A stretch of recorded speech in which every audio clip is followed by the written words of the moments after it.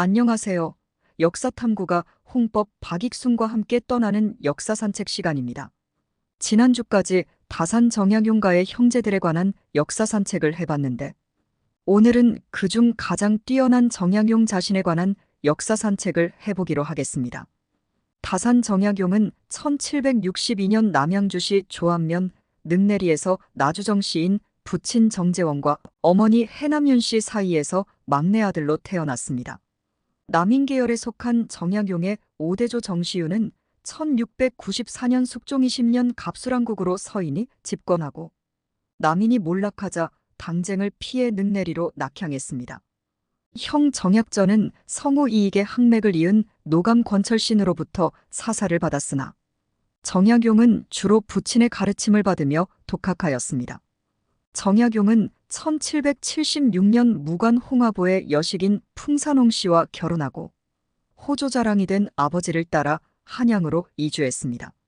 이때 성우 이익의 종손인 이가환과 이승훈을 만났는데, 이승훈은 바로 정약용의 매형이며 이가환은 또 이승훈의 외삼촌으로 정약용은 이들에게서 이익의 학문을 접하면서 실학사상의 토대를 다졌습니다.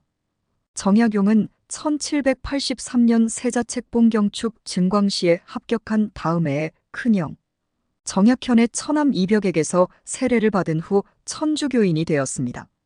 그리고 1784년 북경에서 세례를 받은 후 귀국한 매형 이승훈이 서울 명동에 있는 역관 김범우의 집에서 신앙 모임인 명례방 공동체를 운영하였는데, 정약용도 이 모임에 참석했으며 1785년 초 포졸들에게 이 비밀 모임이 발각되어 형조에 끌려가는 명례방 사건이 벌어졌습니다.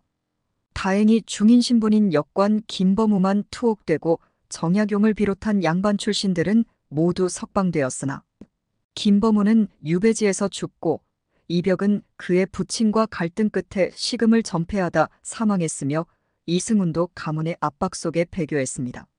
1787년 정조 11년 반촌에 있는 김석태의 집에서 정약용은 이승훈, 강희원 등과 은밀히 천주교 서적을 연구 토론하였는데, 이 사실이 천주교 배척론자인 홍나간에게 알려져 척사유생들의 상소가 잇따랐습니다. 정조는 이때부터 천주교를 사교로 규정하고 전국의 천주교 관련 서적을 색출하여 소각하라는 조처를 내렸습니다. 이런 조처 이후 아버지 정재원은 자식들에게 천주학을 멀리하도록 엄명을 내렸으며, 정약용은 둘째형 정약전과 함께 아버지 말씀을 따랐으나 바로 위 형인 정약종은 천주학을 내려놓지 못했습니다. 1789년 정조 13년 27세 되던 해에 대과에 급제하여 관직에 진출하였으나 1791년 전라도 진산에 사는 윤지충이 모친상을 천주교식으로 치른 후 제사를 폐함으로 인해 사회적으로 큰 충격을 주는 진산 사건이 발생했습니다. 윤지충은 바로 정약용의 외가 쪽 친척이었기 때문에 정약용의 집안도 큰 충격에 휩싸였습니다.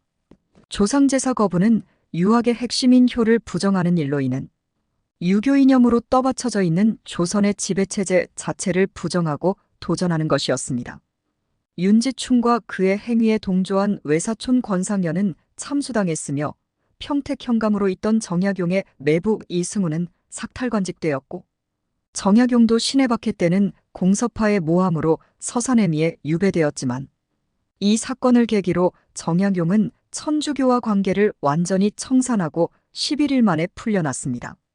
그의 수원 화성 설계에 참여하여 거중기를 활용하였으며 1794년에는 경기도 암행어사로 활동했습니다. 1795년 중국인 선교사 주문모 체포가 실패되자 이승훈, 이가환 정약용이 주문모 도주 사건에 연루되었다는 의혹으로 이들을 성토하는 상소가 연이어 올라왔습니다. 노론 벽파의 공세가 빗발치자 정조는 한 발 물러서고 1795년 이승훈을 예산으로 유배 보내고 이가환은 충주 목사로, 정약용은 무려 7품계나 떨어진 홍주 금정찰방으로 좌천시켰습니다. 이때 정약용은 금정에서 천주교 저지를 위해 심혈을 기울였고 충청 지역 천주교계의 거물인 이존창을 체포하는 공도 세웠습니다. 이어 형조 참의를 제수받아 재직할 때 대사관 신원조가 형 정약전을 부당하게 탄핵하자 1799년 사직하고 낙향하여 마제에서 지내던 중 정조의 사망 소식을 접하고 급하게 상경하여 곡산부사를 거쳐 1799년에 승정원 동부승지가 되었습니다. 어린 순조의 섭정을 맡은 정순왕후는 1801년 천주교 탄압의 명분으로 남인에 대한 숙청 작업을 시작했습니다. 정순왕후는 과거 사도세자 제거에 앞장섬은 물론 정조의 즉위를 반대하다가 정조 즉위 후 오라비 김귀주가 귀양지에서 사망하며 정조와는 원수지간이 되었습니다. 선왕 정조는 노론 벽파를 견제하기 위해서 남인을 중용하였습니다. 남인들 중엔 서학에 관심을 두고 천주교에 가까운 자가 많았으므로 좋은 명분이 되었습니다. 노론 벽파의 최우선 목표는 정조의 총애를 받던 이가환, 권철신, 정약용 3인의 제거에 있었습니다. 이가환과 권철신은 남인을 이끌고 있었고 정약용은 남인을 이끌 차세대 젊은 주자였기 때문입니다. 이가환과 권철신은 모진 고문 끝에 옥사하였습니다.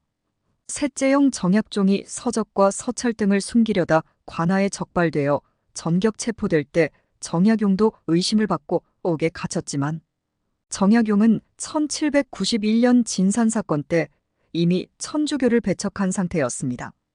그는 국문 중에도 적극적으로 자신을 변론하며 천주교 지도자인 권철신, 황사영 등을 고발까지 하였습니다.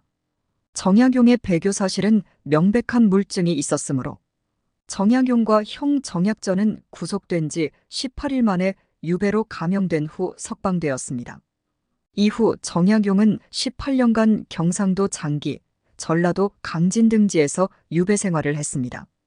정약용은 유배 기간 중 목민심서, 흠음신서, 경세유표 등 500여 건의 저작물을 출간하였으나 20세기 초반까지도 노론계 인사들은 남인에 속하는 정약용에 대한 증오와 시기로 책을 사지도 읽지도 않았습니다.